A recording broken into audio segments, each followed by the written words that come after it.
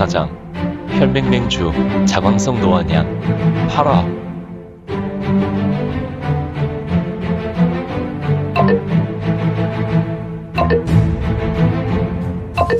구독과 좋아요, 알림 설정 부탁드립니다.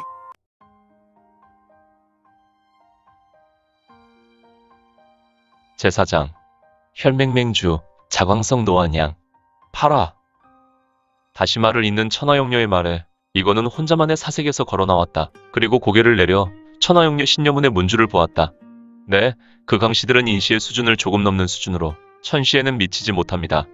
하지만 근래 500년 전에 강호를 피바다에 적게 한 고루문의 천시는 이후로 나타나지 않았으니 그가 만든 인시는 절대 무적입니다.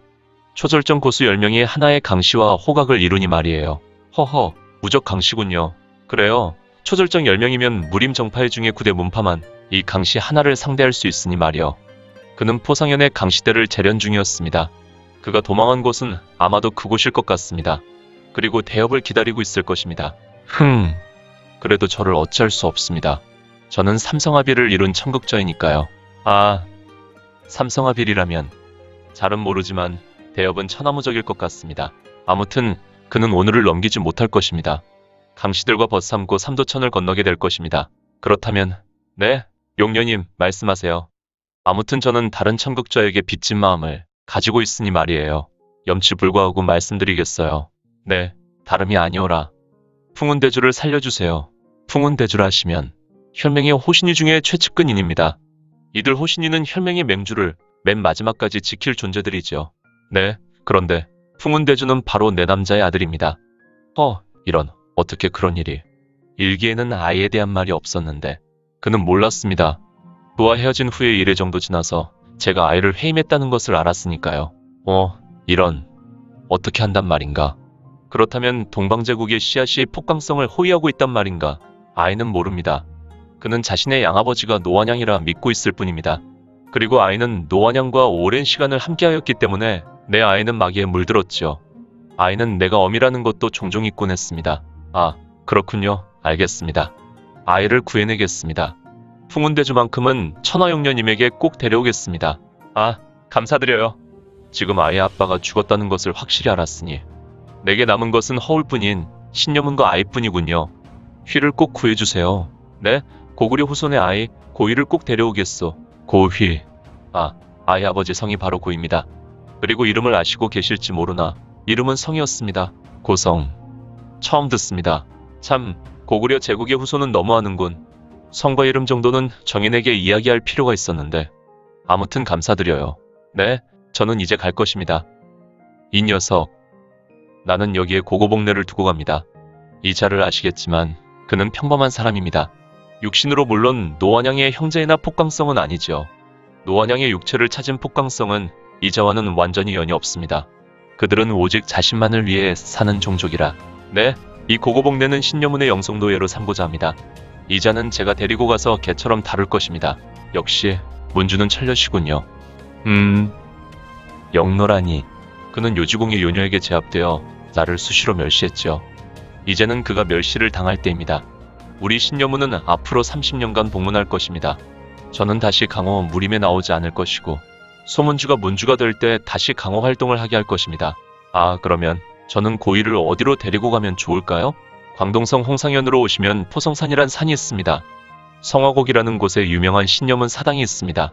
그곳으로 오시면 됩니다. 저희는 언제나 대업을 환영할 것입니다. 이거는 천하용녀를 보며 되었다 싶었다.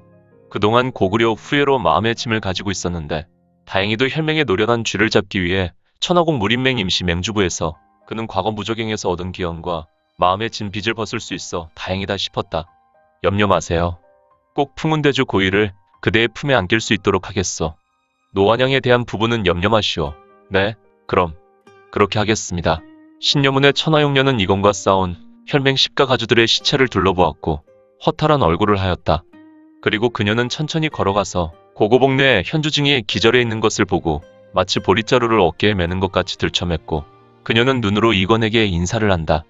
이건도 고개를 약간 숙여 예를 표했고 천하용녀는 신녀문의 신비피오란 신법인 천하도 연풍이라는 신법을 밟으며 동북쪽 하늘로 사라져갔고 촌각이 못되어 점이 되어 사라졌다. 다만 이거는 천하용녀가 사라지는 모습을 묵묵히 보았고 이내 사라지고 난 후에는 씁쓸한 미소를 지었다. 그리고 이거는 산더미처럼 쌓인 시체를 보았으며 그곳은 정파인이 심하게 타올라 검은 연기를 내며 극심한 악취를 내었다. 못된 송아지 엉덩이에 뿔 난다더니 내 녀석들은 도무지 자비란 것이 없구나. 그렇다면 내 놈들도 꼭 저와 같은 모습이 되어야 하겠지. 이거는 심영지공과 격공 선물을 눈짓으로 전개했고 이건에게 죽어나자 빠진 모든 십가의 인물들과 혈왕에게 죽은 혈맹에 죽어있는 무사들을 불타고 있는 곳으로 날려보냈으며 이제 전장을 모두 마무리하였다. 천하곡은 지형상 분지를 이루고 있었으니 바람이 불어왔으나 그 바람은 이곳 천하곡에서 호련히 사라지는 형국이었고 다만 지금 타고 있는 시체의 더미를 심하게 타오르도록 하였으니. 포상현 용계산. 포상현에는 유명한 명산이 하나 있었다. 과거 용이 승천하기 위하여 현세에서 공덕을 쌓은 곳으로도 유명한 용계산이었다. 이 용계산은 험산줄령으로 매우 유명했고 하늘을 향해 솟은 절봉은 마치 용이 승천하는 듯한 모습으로 중원 시인 묵객의 시와 소재거리로 회자되고 있었다. 또한 용계산에는 유명한 사찰이 있었고 이 정화산은 당시 매우 유명한 명사 스님들을 배출하였던 곳이다. 이는 소림사와 달리 대승불교의 양대 기둥과도 같은 불교 사원이 있었으나 다만 너무 깊숙한 산속에 위치하여 일반인에게는 이곳이 매우 생소했고 불도를 닦는 승려들에게는 소문이 자자한 사찰이었다. 이 정화산은 시대의 고승과 그의 제자들에게 소소하게 전승되는 불교 사원이었으니 녀석의 흔적이 이곳으로 이어졌군. 기껏 도망쳐온 곳이 용계산이라. 쥐새끼 같은 녀석. 이 녀석을 찾으려면 이 용계산의 절곡 수백여 곳을 헤매야 할 것 같구나. 어디 보자. 어디서부터 시작할까? 이거는 용계산 불계곡이라는 계곡 입구에서 시냇물을 마시며 목을 축이고 혼잣말하였다.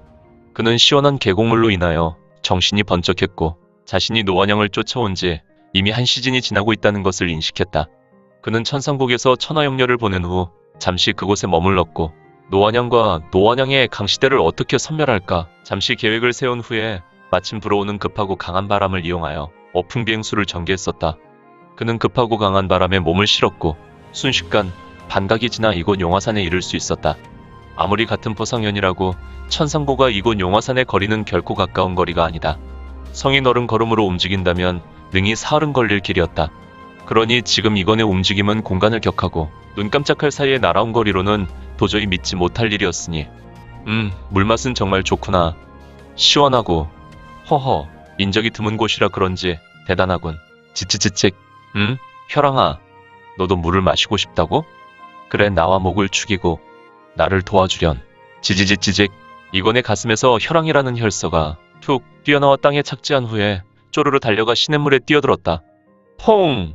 하하. 녀석 그렇게 물이 좋은가? 원래 쥐들은 물기를 별로 좋아하지 않을 것 같은데 내가 잘못 생각했나? 후후후후. 녀석 좋구나. 나와 함께 무적행에 빠져 참으로 힘든 시간을 보냈으니 지금의 자유가 참으로 좋지. 그나저나 오늘 중으로 노원양을 정리해야 할 것 같은데 그래야 해왕도로 가서 다른 폭강성을 만나 해결해야 할 것 같고 이제 실바람이 불어왔으며 이거는 긴 머리칼을 심하게 날렸다. 주변의 숲과 나무들은 이 바람에 의해 요란한 소리와 함께 숲의 짙은 향기를 주변으로 날렸으니. 재밌게 보셨나요? 재미있게 보셨다면 좋아요. 다음 내용이 궁금하시다면 구독을 부탁드립니다. 항상 저희 민지원의 매거진 성원 부탁드리고요. 아쉽지만 다음 시간에 만나 뵙겠습니다. 모두 건강하시고 오늘 세상에서 최고로 멋진 하루 되세요.